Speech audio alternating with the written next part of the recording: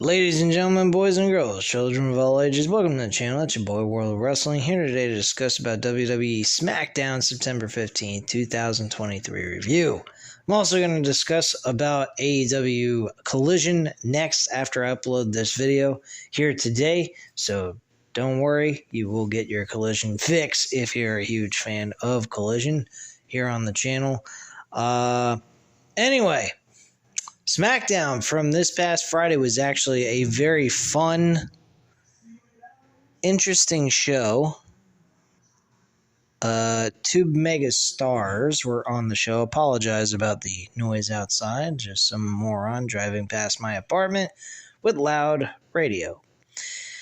Anyway, two big stars showed up on this episode this past Friday. It was The Rock and John Cena, along with Pat McAfee introducing The Rock against Austin Theory during this opening promo. Theory pretty much was made fun of by The Rock. The Rock pretty much called him an asshole, had the crowd for about 5 minutes having them say, "You are an asshole." And the whole thing being bleeped out at the same time. Absolutely fucking ridiculous, but it is what it is. This led to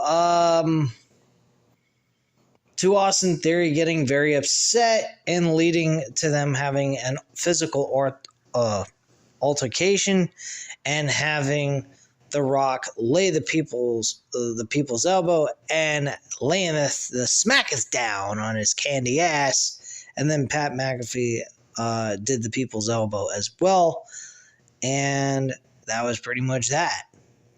So very entertaining. The Rock, I gotta tell you guys, he's looking kind of old outside of his physical physique. He looks old as fuck.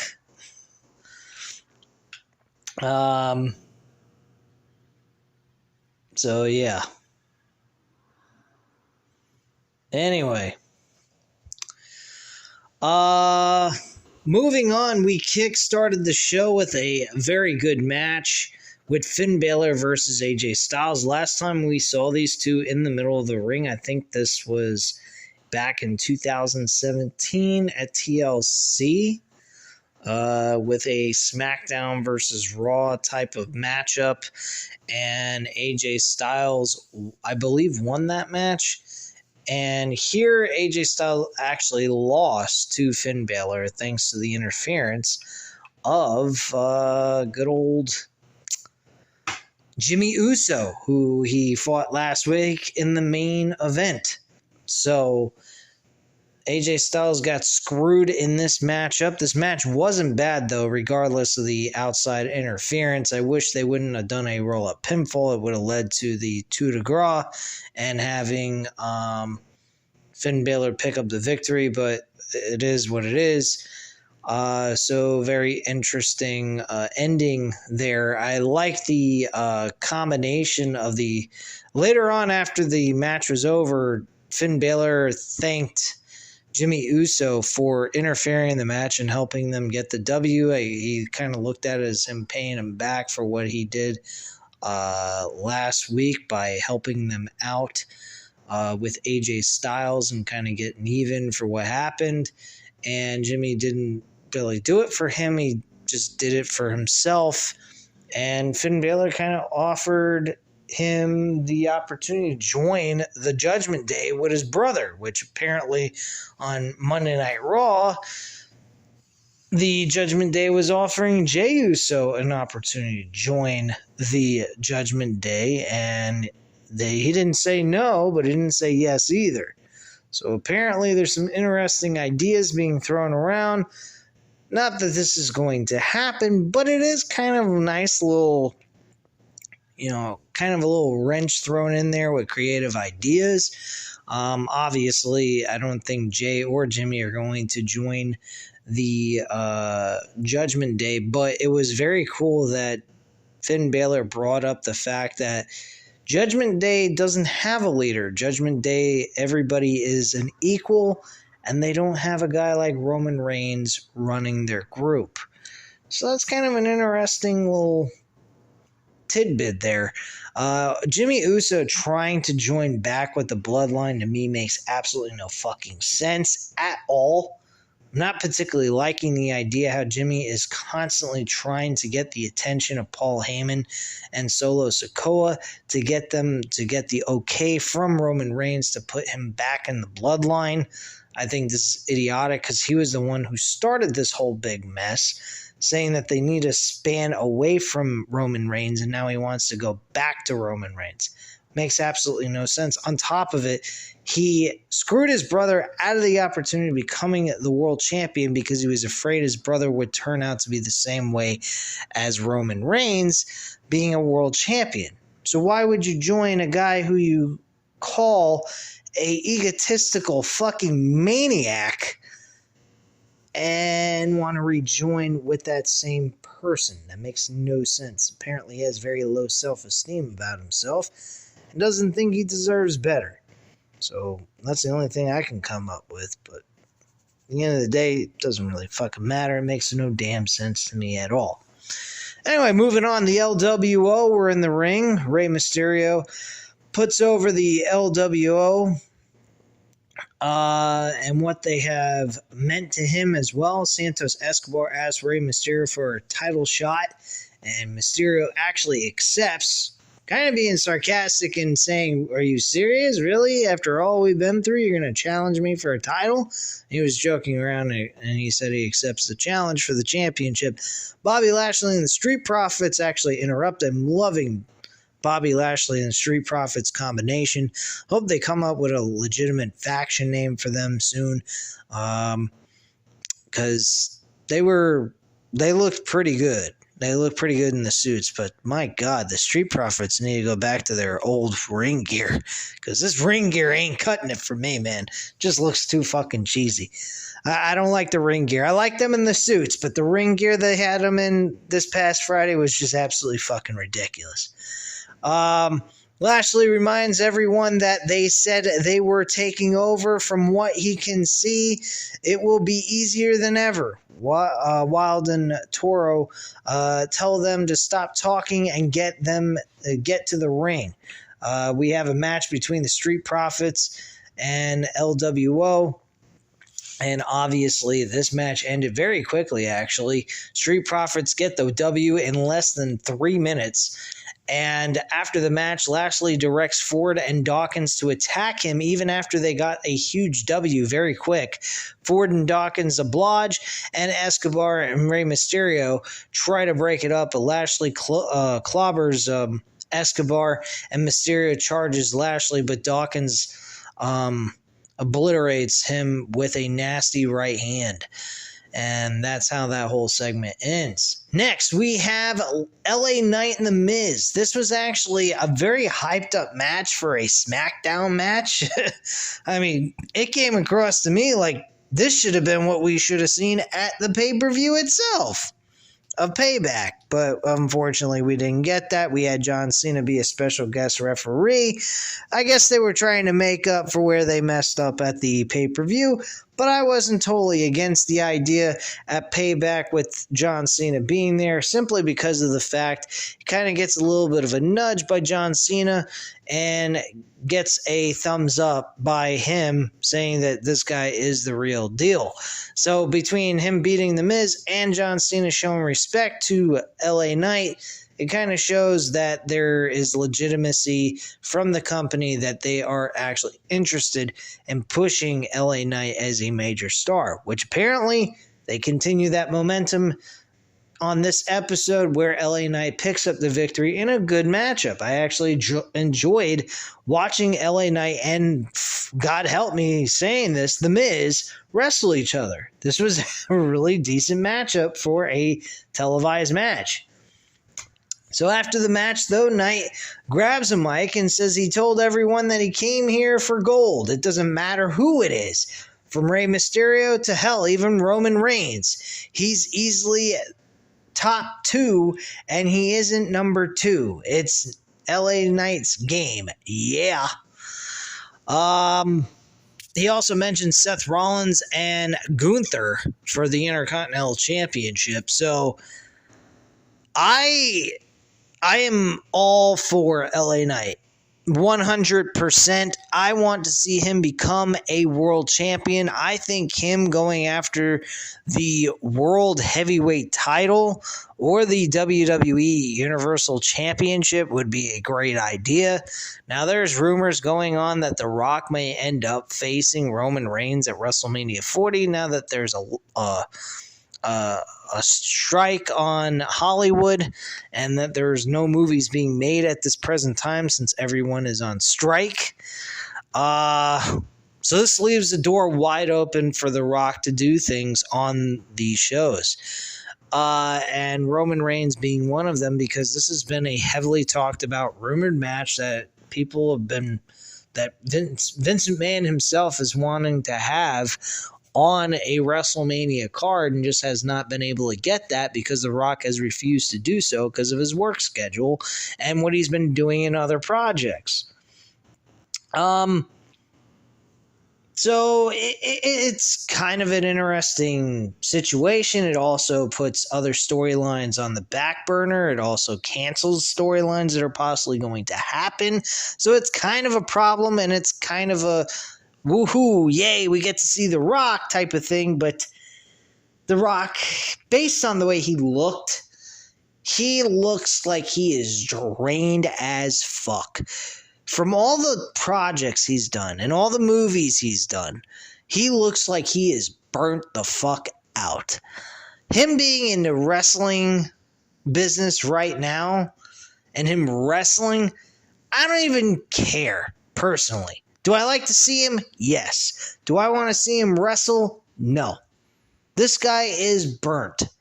This Hollywood job that he's done has burned him to death. And then on top of it, he's got all these businesses that he's running. He's got the XFL he's working on and trying to build that up, which I don't understand why he invested all of his money in that shit. Because I tried watching the XFL for a few weeks and I just could not get through it. I literally did not care. It was not all that intriguing.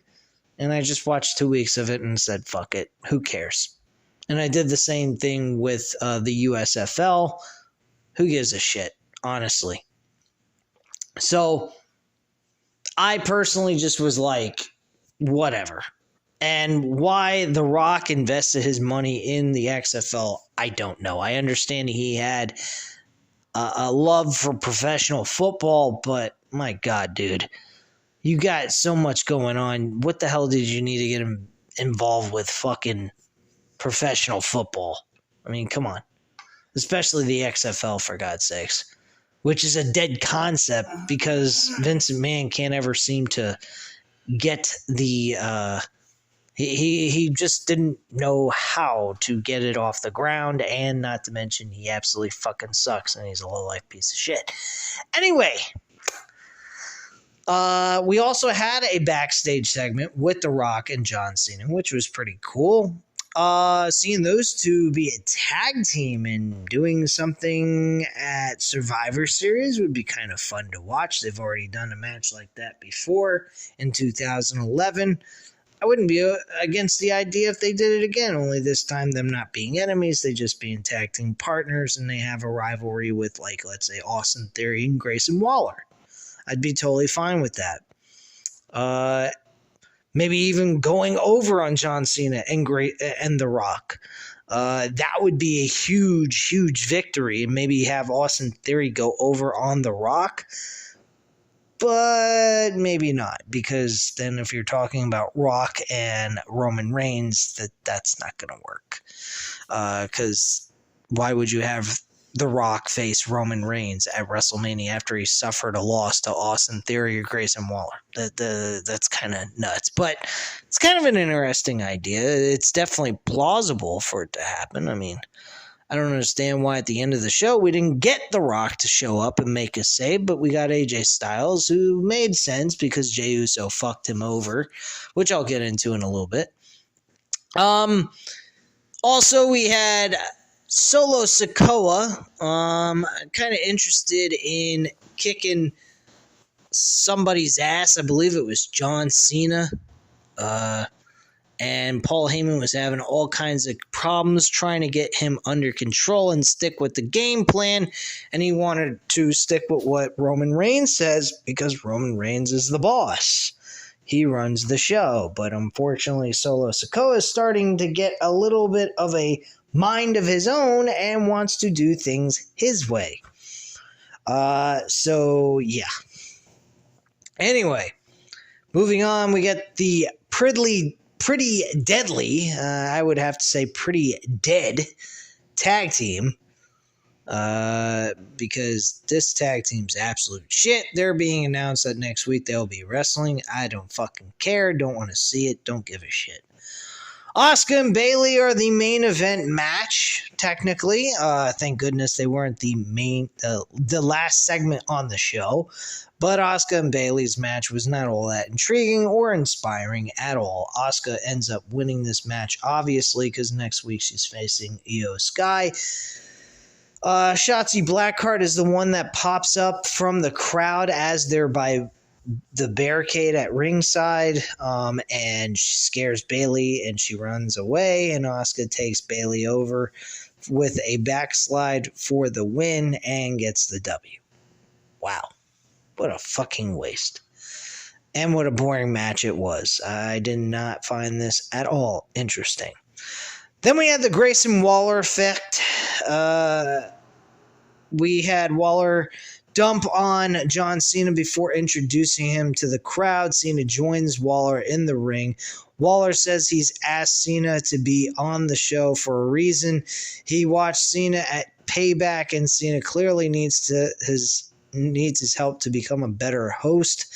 Waller tells Cena he made it all about him when he should make it about the other stars and letting them shine and staying in the background and be more like Waller. Unfortunately, Waller is a total contradiction. Waller says Cena lied to the WWE Universe. He clearly doesn't want to be an in-ring competitor anymore. Why? Because Austin Theory beat Cena at WrestleMania.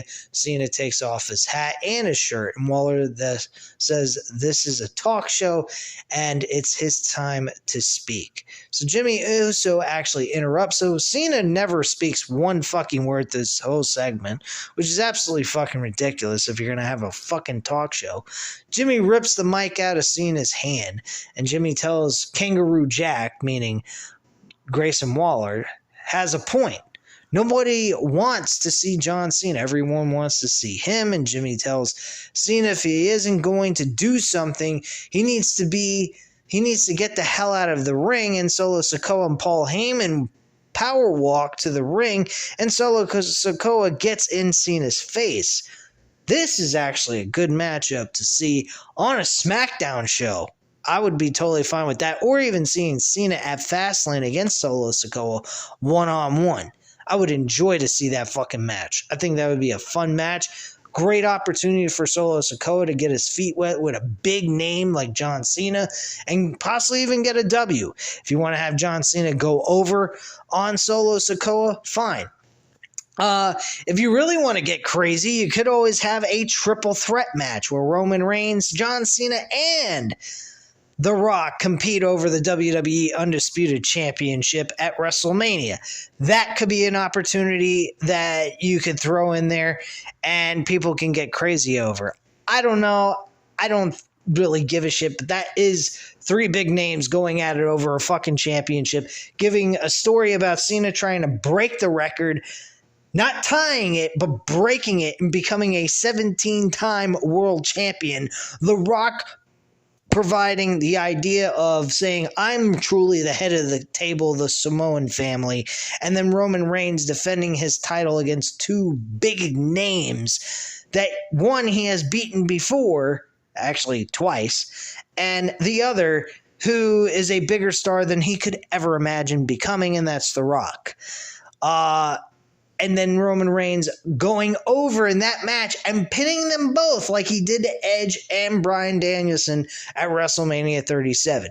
That would be a fucking hell of a way to make Roman Reigns look even stronger. And then eventually having LA Knight beat Roman Reigns for the fucking championship. That's what I would do. Fuck Cody Rhodes' story. Cody Rhodes' story was last year, and it should have ended there, and he should have became the champion. You fucked it up. That's your problem. That's the way it should be. I think that LA Knight should be the guy to dethrone fucking Roman Reigns. Does that sound totally out of left field? Absolutely. But it's something different. It goes with what's legit. It's genuine crowd reaction that LA Knight gets, and that is the guy that should be beating Roman Reigns for the championship. You want a big fucking moment in history of WWE? That's it. Roman Reigns champion for 3 fucking years straight, going on 4, and you go ahead and you have LA Knight later on that year in 2024 to beat Roman Reigns for that championship. That is what's going to get people in those arenas to see him dethrone Roman Reigns at SummerSlam. That's what I would do. I'd have LA Knight dethrone Roman Reigns at SummerSlam and say goodbye to Roman Reigns' fucking reign as champion. That's what I would do. But that's just me. I don't know what you guys think. Anyway, continuing on. So Solo Sikoa gets in Cena's face, as I already mentioned. Jimmy bounces around, happy as a pig in slop. And then Solo Sikoa turns around and grabs him by the throat, acting like he's going to do the Samoan spike, and then lets Jimmy go and super kicks Cena in the face. And Jimmy and Solo stomp Cena, and AJ Styles makes the save. Cena picks up Jimmy for an AA, and Paul Heyman tells Sikoa to save Jimmy, and Solo Sikoa pulls Jimmy off of John Cena and out of the ring. And that's how the show goes off the air with John Cena and AJ Styles standing tall in the middle of the ring. And that's your review, guys. Good show. I mean, the 2 returns are really where it's at. The rest of it was just there, I would say. But those 2 things plus LA Knight made the show pretty exciting and consumed up most of the time on the show anyway, altogether. But anyway, guys, that's all I have to say at this time. You know what to do. Hit the like button if you like this video. Hit the subscribe button if you're not already subscribed to the channel. And leave a comment down below. I'll definitely get back to you on that. Thank you guys very much for watching. Have a great night, guys. Bye.